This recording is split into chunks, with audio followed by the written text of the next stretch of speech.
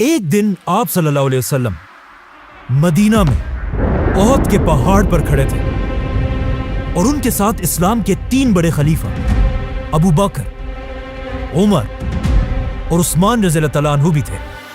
لیکن اچانک ایک زلزلہ آیا اور احد کا پہاڑ ہلنے لگا اور آپ صلی اللہ علیہ وسلم نے کہا، اے احد کے پہاڑ رک جا، تیرے اوپر ایک نبی، ایک صدیق اور 2 شہید کھڑے ہیں۔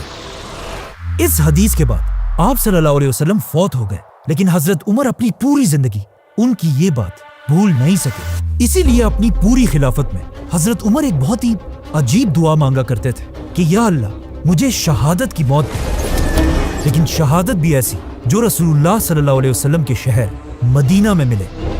حضرت عمر کی یہ دعا سن کر لوگ ان سے پوچھتے تھے کہ ایسا کیسے ہو سکتا ہے؟ اب تو عرب میں ساری جنگیں ختم ہو چکی ہیں اور مدینہ دنیا کی سب سے سیف سٹی ہے، تو یہاں پر آپ کو کوئی کیسے شہید کرے گا؟ لیکن حضرت عمر کہتے تھے کہ اگر اللہ نے چاہا تو ایسا ہو کر رہے گا۔ لیکن حضرت عمر کی شہادت دنیا کا کوئی چھوٹا موٹا ایونٹ نہیں تھا، کیونکہ شہید ہونے سے پہلے حضرت عمر نے دنیا کی سب سے بڑی ایمپائر بنائی تھی۔ اتنی بڑی ایمپائر کہ آدم علیہ السلام سے لے کر حضرت عمر تک اس سے بڑی ایمپائر کوئی نہیں بنا سکا تھا۔ مطلب حضرت عمر رضی اللہ عنہ کی empire Alexander the Great, Julius Caesar اور ایون فرعونوں سے بھی بڑی ایمپائر تھی۔ لیکن آج افسوس کی بات یہ ہے کہ مسلمانوں کے علاوہ پوری دنیا حضرت عمر کو صرف عمر کہتی ہے۔ ایون گوگل میں بھی انہیں صرف عمر کہا جاتا ہے، لیکن الیگزینڈر کو آج پوری دنیا الیگزینڈر دی گریٹ کے نام سے یاد کرتی ہے۔ حالانکہ الیگزینڈر کی ایمپائر حضرت عمر کی خلافت کے سامنے کچھ بھی نہیں تھی۔ حضرت عمر کی خلافت کا یہ ریکارڈ اگلے کئی صدیوں تک کوئی نہیں توڑ سکا، لیکن آخر 600 سال بعد ایک بادشاہ نے ان کا ریکارڈ توڑ دیا، جسے ہم سب بہت اچھی طرح جانتے ہیں۔ ناؤ حضرت عمر کی خلافت کے سب سے بڑے کاموں میں سے ایک فرعونوں کے ملک ایجپٹ کو فتح کرنا تھا، جو اس وقت کی دنیا کا سب سے پاورفل اور رچ علاقہ تھا۔ لیکن اب جب مسلمانوں کی ساری اٹینشن ایجپٹ کی طرف تھی، وہاں پرشین بادشاہ کو تھوڑا ریلیکس ہونے کا ٹائم ملا، اور اس نے اس ٹائم کو یوز کر کے اپنے سارے جنرلز اور لوگوں کی طرف آخری لیٹرز بھیجے اور ان سب سے کہا کہ اگر اب بھی تم لوگ نہیں جاگے تو عمر ہماری اس 800 سال پرانی پرشین ایمپائر کو ہمیشہ کے لیے ختم کر دے گا۔ جس کے بعد پرشین ایمپائر کی عوام اپنی تلواریں اٹھا کر ہر طرف سے ایک بہت بڑی فوج بنانے لگی اور مسلمانوں سے آخری جنگ کے لیے تیار ہونے لگی۔ اب جب مدینہ میں خلیفہ عمر رضی اللہ تعالیٰ عنہ کو اس بات کا پتہ چلا تو انہوں نے فیصلہ کیا کہ وہ مسلمانوں کی پوری فوج کو ایک جگہ جمع کر کے پرشین ایمپائر سے آخری لڑائی کے لیے بھیجیں گے۔ لیکن ایسا کرنے سے ان کے ایک بہت بڑے منسٹر علی رضی اللہ تعالیٰ عنہ نے انہیں روک دیا اور کہا اگر ہم مسلمانوں کی پوری فوج کو ایک جگہ جمع کریں گے تو کہیں ایسا نہ ہو کہ رومن ایمپائر دوبارہ ہم پر حملہ کر دے۔ حضرت علی کی یہ بات خلیفہ عمر رضی اللہ تعالیٰ عنہ کو بہت پسند آئی، تو حضرت عمر رضی اللہ تعالیٰ عنہ نے اپنی رائے چھوڑ کر حضرت علی کی رائے مانی اور ہر علاقے سے چھوٹی چھوٹی فوجیں جمع کر کے پرشین ایمپائر پر آخری حملہ کیا۔ اس طرح مسلمان ایک بار پھر پرشین ایمپائر کے بہت سارے قلعوں کو فتح کرنے لگے، جن میں سے ایک قلعے کی سٹوری سمجھنا بہت ہی امپورٹنٹ ہے، کیونکہ اس قلعے کے لیڈر کا نام تھا ہرمزان، جو اس وقت پرشین ایمپائر کا سب سے طاقتور جنرل تھا۔ اسی لیے ہرمزان کی سٹی کو مسلمانوں نے بہت ہی مشکلوں سے فتح کیا، لیکن یہ سٹی فتح کرتے ہی ہرمزان مسلمانوں کی فوج سے بھاگنے لگا اور مسلمان اس کا پیچھا کرنے لگے۔ بھاگتے بھاگتے ہرمزان اپنی سٹی کے سب سے لمبی بلڈنگ پر چڑھ کر زور زور سے چیخنے لگا کہ میرے پاس 100 تیریں ہیں اور ان 100 تیروں سے میں ایک ایک مسلمان کو چن چن کے ماروں گا، لیکن میری ایک شرط ہے، اگر مسلمان مجھ سے یہ وعدہ کرے کہ وہ مجھے عمر بن خطاب کے پاس لے کر جائیں گے تو میں سرنڈر کرنے کے لیے تیار ہوں۔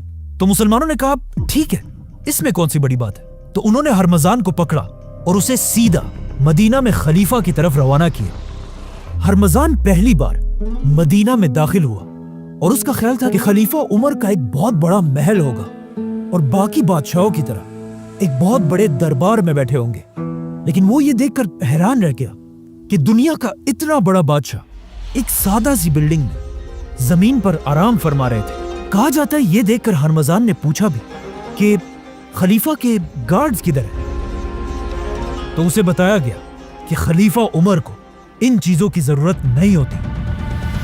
لوگوں نے حضرت عمر رضی اللہ تعالیٰ عنہ کو اٹھایا اور انہیں کہا کہ یہ پرشین امپائر کا بہت بڑا جنرل آپ سے ملنے آیا ہے، لیکن حضرت عمر نے کہا کہ میں تب تک اس سے بات نہیں کروں گا جب تک اس نے یہ بادشاہوں والے کپڑے پہنے۔ جاؤ اور اسے بدل کر آؤ۔ جب ہرمزان اپنے کپڑے بدل کر بالکل عام انسان کی طرح حضرت عمر کے سامنے پیش ہوا، تب حضرت عمر نے اسے اپنے پاس آنے کی اجازت دی، لیکن اس ہرمزان کی وجہ سے پہلے ہی اتنے مسلمان شہید ہو چکے تھے کہ حضرت عمر اسے سزائے موت دینے کا ارادہ کر چکے تھے۔ لیکن آتے ہی ہرمزان نے کہا کہ مجھے پانی پلایا جائے۔ جیسے ہی اسے پانی دیا گیا تو ہرمزان نے وہاں سب کے سامنے حضرت عمر سے کہا کہ مجھ سے وعدہ کریں جب تک میں اس پانی کو نہ پیوں تب تک مجھے کوئی قتل نہیں کرے گا۔ جیسے ہی حضرت عمر نے ہرمزان کی بات مان لی، ہرمزان نے وہ پانی زمین پر پھینک دیا اور کہا میں نے تو پانی پیا ہی نہیں، بلکہ یہ پانی تو اب میں کبھی پی ہی نہیں سکتا، اور اب آپ کے وعدے کے مطابق مجھے کوئی نہیں مار سکتا۔ جس کے بعد ہرمزان نے جلدی سے اسلام قبول کر لیا اور اس طرح مدینہ میں اپنی جان بچا لی۔ حضرت عمر نے بھی یہ دیکھ کر ہرمزان کو معاف کر لیا، لیکن انہیں پتا تھا کہ ہرمزان کوئی عام انسان نہیں ہے، بلکہ پوری پرشین امپائر کا آرمی چیف ہونے کی وجہ سے ہرمزان کو اس امپائر کے ایک ایک کونے کا پتا تھا۔ اسی لیے حضرت عمر نے ہرمزان کو مدینہ میں رہنے کی اجازت دی، بلکہ پرشین امپائر کے خلاف اسے اپنا ایڈوائزر بھی بنایا۔ لیکن حضرت عمر کو اس بات کا پتہ نہیں تھا کہ ایک دن یہی ہرمزان ان کی شہادت میں ایک بہت بڑا رول پلے کرے گا۔ آرمی چیف ہرمزان کی گرفتاری کا جب پرشین بادشاہ کو پتا چلا تو اسے بہت غصہ آیا، کیونکہ یہ پرشین امپائر کے لیے ایک بہت بڑی بے عزتی تھی۔ تو انہوں نے اور تیزی سے اپنی فوج کو جمع کرنا شروع کیا اور آخر پوری پرشین امپائر سے ایک بہت بڑی فوج جمع کر کے ایران کی سٹی نہاوند میں مسلمانوں سے آخری جنگ لڑنے کے لیے تیار ہو گئے۔ اب یہاں پہ تھوڑی کنفیوژن ہے کہ پرشین فوج کے جمع ہونے کی خبر حضرت عمر تک کس نے پہنچائی؟ پرانے گورنر سعد بن ابی وقاص نے یا نئے گورنر عمار بن یاسر رضی اللہ تعالیٰ عنہ نے، جو ایک بہت بڑے صحابی تھے اور ان کے ماں باپ نے سب سے پہلے اسلام کے لیے اپنی جان دی تھی۔ حضرت عمر کو جب اس کا پتہ چلا تو انہوں نے اپنے سارے منسٹرز کی ایک میٹنگ بلائی اور ان سے پوچھا کہ ہمیں کیا کرنا چاہیے، جس پر حضرت عثمان نے انہیں مشورہ دیا کہ آپ کو خود ایک بہت بڑی فوج لے کر پرشین بادشاہ سے لڑنے کے لیے جانا چاہیے۔ لیکن حضرت علی نے کہا کہ نہیں، خلیفہ کو مدینہ میں رہ کر کسی اور کو بھیجنا چاہیے۔ تو حضرت عمر نے ایک بار پھر حضرت علی رضی اللہ تعالیٰ عنہ کی رائے کو پسند کیا اور 30,000 کی بڑی فوج جمع کر کے اسے پرشین امپائر سے آخری جنگ کے لیے روانہ کیا، جس کے بعد نہاوند میں اسلام اور پرشینز کی آخری بہت بڑی جنگ ہوئی اور آخر بہت مشکلوں سے مسلمان یہ جنگ جیت گئے۔ لیکن یہ جنگ اتنی خطرناک تھی کہ یرموک اور قادسیہ کے بعد سب سے زیادہ لوگ اس جنگ میں مارے گئے تھے اور مسلمانوں کے جنرل نعمان بن مقرن بھی اسی جنگ میں شہید ہوئے تھے۔ مسلمان یہ جنگ جیت تو گئے، لیکن اس جنگ کے بعد مسلمانوں کی تاریخ ہمیشہ کے لیے بدل گئی، کیونکہ مسلمانوں نے اس جنگ میں ایک ایسا آدمی گرفتار کیا جس کا نام تھا فیروز، اور جس نے آگے جا کر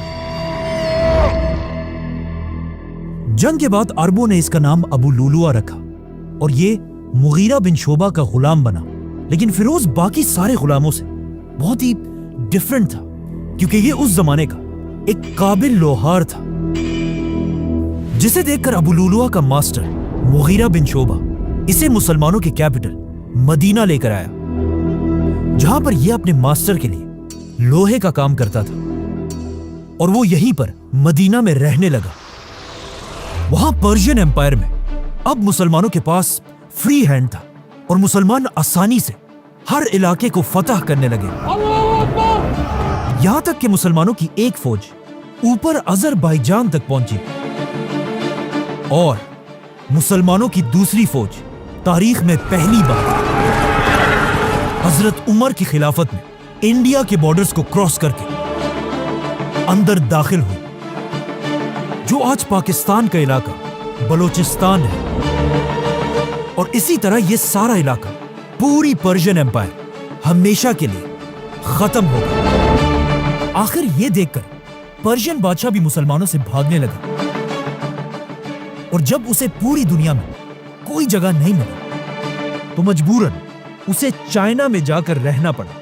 और चाइना के बादशाह ने उसे बहुत अच्छी तरह वेलकम किया। ये उसी पर्शियन बादशाह का पोता था जिसे इससे बहुत साल पहले रसूलुल्लाह सल्लल्लाहु अलैहि वसल्लम ने एक लेटर भेजकर इस्लाम की तरफ आने की दावत दी थी। और इस बादशाह के दादा ने रसूलुल्लाह सल्लल्लाहु अलैहि वसल्लम के लेटर को बहुत ही गुरूर से फाड़ दिया था।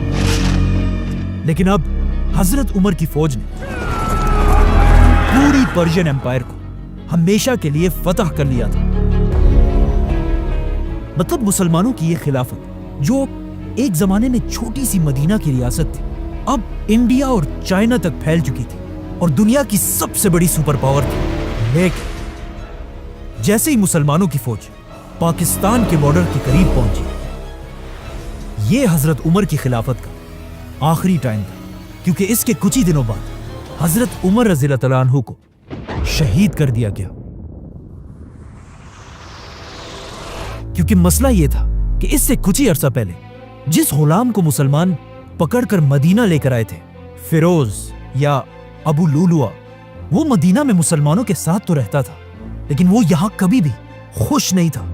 कहा जाता है कि जब भी वो मदीना में अपने इलाके के बच्चों को देखता था तो कहता था कि इन अरबों की वजह से आज हम तबाह हो चुके हैं। इसके अलावा वो बार बार कहता था कि काश इन अरबों की गुलामी देखने से पहले मैं नहावंद की जंग में ही मर जाता। मतलब फिरोज के दिल में मुसलमानों की इतनी नफरत थी, और इसी नफरत के साथ एक दिन फिरोज खलीफा उमर रज़ियल्लाहु तआला अन्हु के पास गया और उनसे कहा कि मेरा मास्टर मुगीरा मुझ पर बहुत जुल्म करता है। मतलब मुझे हर दिन अपनी कमाई से उसे 2 दरहम देने पड़ते हैं। 2 दरहम। हजरत उमर की खिलाफत इतनी तेजी से बढ़ी थी कि मुसलमानों के पास अब तक अपनी कोई करेंसी बनाने का टाइम ही नहीं था। तो उनकी खिलाफत में मुसलमान पर्शियन एम्पायर की बनाई हुई दरहम्स, सिल्वर कॉइन्स को यूज करते थे। तो अबू लुलु की 2 दरहम की प्राइस को अगर आज के जमाने में देखा जाए तो कुछ 1500-1600 रुपए बनते हैं। तो जब इस प्राइस का उसने हजरत उमर को बताया तो हजरत उमर ने उससे पूछा कि तुम क्या करते हो? तो उसने कहा मैं लकड़ी और लोहे का काम करता हूं। तो हजरत उमर ने उसे कहा कि तब तो ये पैसे बिल्कुल ठीक है। लेकिन ये सुनकर फिरोज को उन पर बहुत गुस्सा आया और वहां सबके सामने उसने कहा कि उमर का इंसाफ दुनिया में सबके लिए सिवाय मेरे, और वहां से चला गया।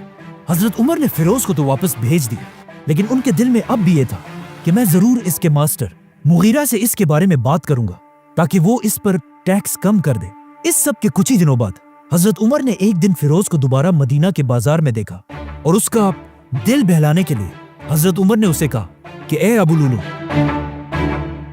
मैंने सुना है तुम बहुत अच्छी चक्की बनाते हो, तो क्या मेरे लिए भी एक बनाओगे?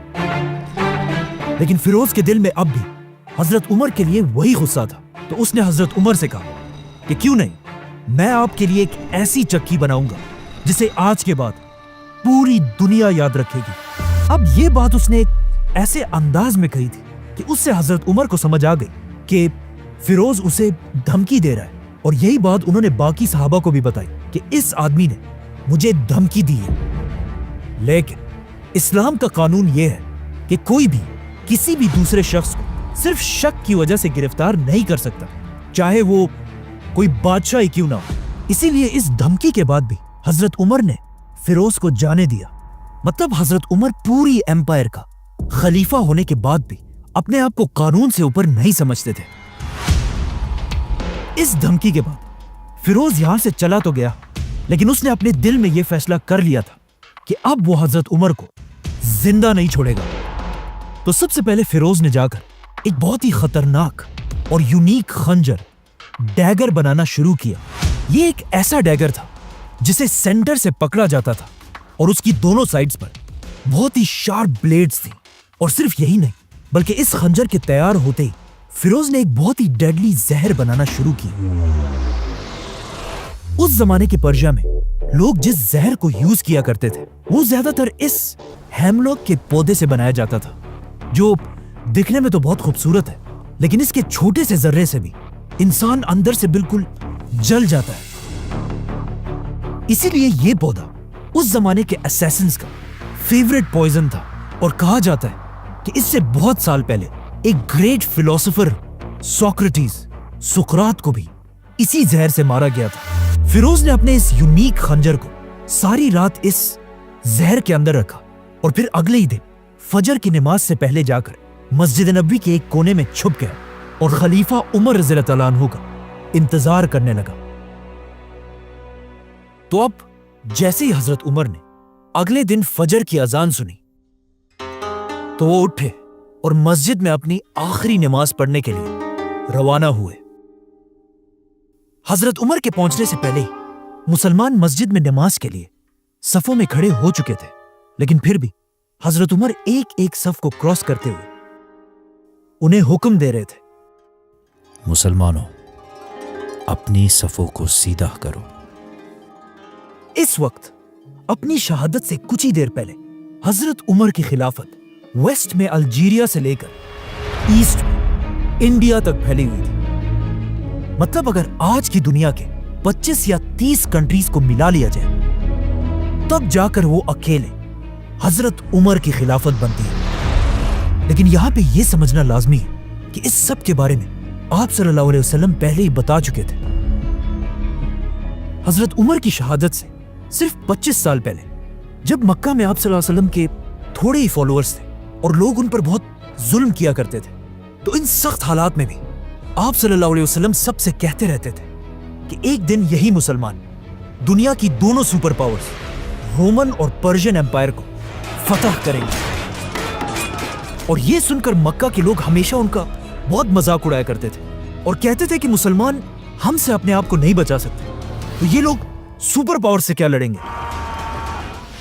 लेकिन आज सिर्फ कुछ ही साल बाद हजरत उमर ने अपनी खिलाफत में रसूलुल्लाह सल्लल्लाहु अलैहि वसल्लम की इन बातों को पूरा कर दिया था, क्योंकि आज मुसलमान दुनिया के सबसे बड़े सुपर पावर थे और हजरत उमर दुनिया के सबसे ताकतवर बादशाह।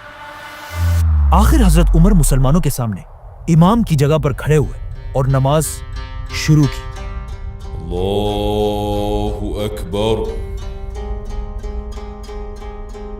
कहा जाता है कि हजरत उमर हर फजर की नमाज में कुरान की सूरह यूसुफ की तिलावत करते थे, जिसमें यूसुफ अलैहिस्सलाम एक गुलाम से पूरे इजिप्ट के लीडर बनते हैं।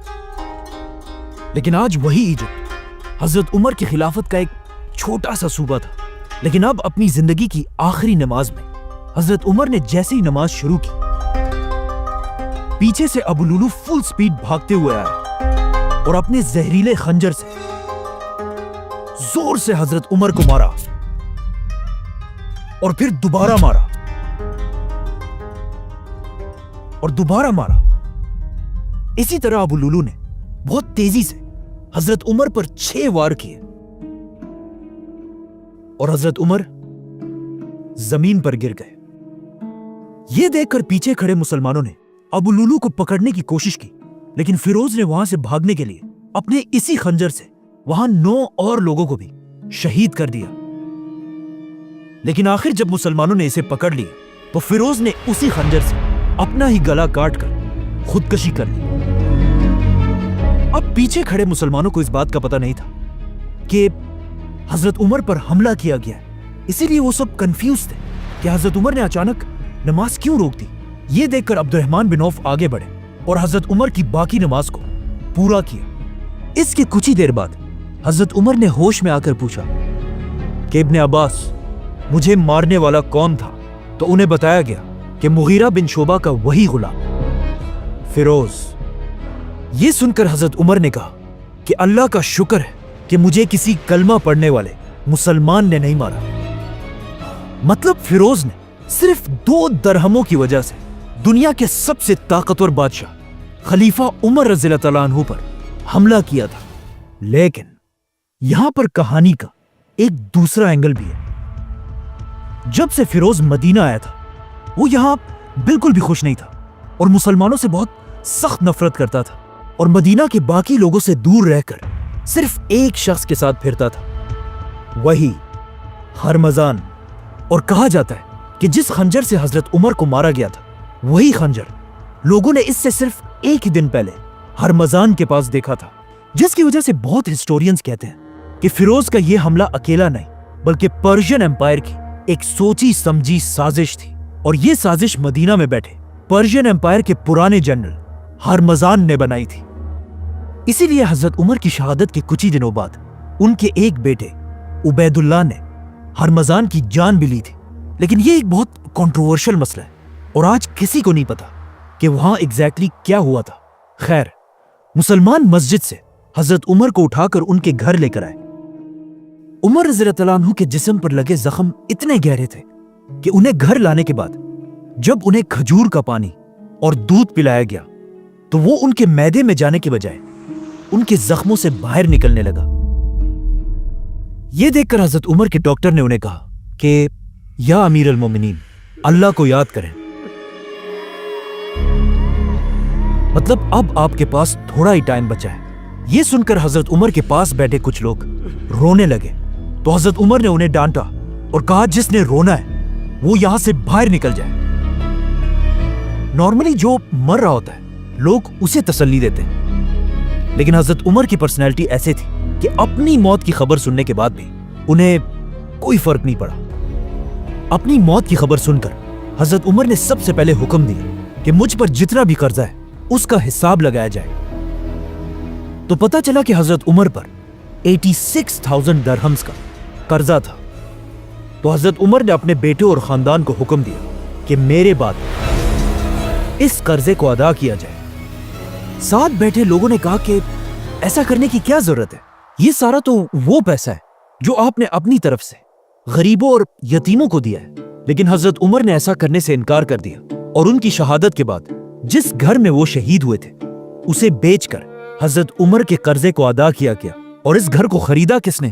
ایک بہت ہی رچ صحابی اور فیوچر خلیفہ حضرت معاویہ بن ابی سفیان۔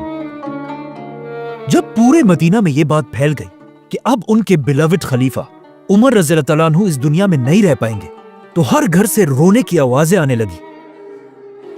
یہاں تک کہ ایک صحابی نے کہا کہ حضرت عمر کی شہادت کے دن مدینہ کے لوگ ایسے رو رہے تھے جیسے ہر گھر میں ان کا اکلوتا بیٹا مرا ہو، کیونکہ حضرت عمر نے اپنی حکومت ایک بادشاہ کی طرح نہیں بلکہ ایک باپ کی طرح کی تھی۔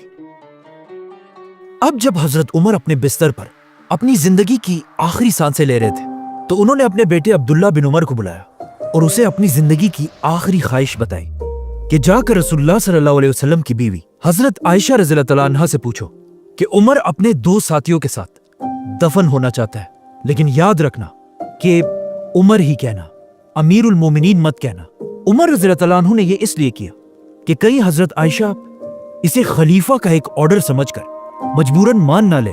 یہ سن کر حضرت عائشہ نے کہا کہ یہ جگہ میں ہمیشہ اپنے لیے رکھنا چاہتی تھی، کیونکہ یہاں انہی کے کمرے میں ایک طرف ان کے شوہر آپ صلی اللہ علیہ وسلم اور دوسری طرف ان کے والد ابو بکر رضی اللہ تعالیٰ عنہ تھے۔ لیکن حضرت عائشہ نے کہا کہ آج کے دن میں اپنے آپ سے بھی زیادہ آج عمر کو اس جگہ کا حقدار سمجھتی ہوں۔ حضرت عمر کو جب اس بات کا پتہ چلا تو وہ بہت خوش ہوئے اور کہا یہی میری آخری خواہش تھی، اور ساتھ ہی حکم دیا کہ میرے مرنے کے بعد ایک بار دوبارہ حضرت عائشہ سے ضرور پوچھ لینا۔ اب عرب میں ایک رواج تھا کہ جب بھی کوئی بہت بڑا آدمی مرتا تھا اس کے لیے ایک بہت ہی مہنگا کفن بنایا جاتا تھا اور اس کفن پر ہر طرح کے پرفیومز لگائے جاتے تھے۔